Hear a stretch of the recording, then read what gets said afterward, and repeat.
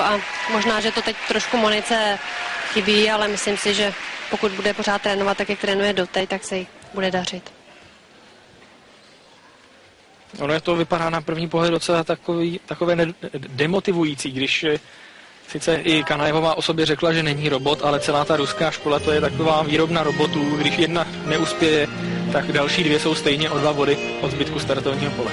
Protože tam pořád stojí v řadě dalších 20 gymnastek, které jsou na vyšší úrovni než první 10 na světě, takže ten výběr mají určitě širší, což by nám se líbilo, ale opravdu jsme malý stát, takže se nemůžeme takhle vybírat.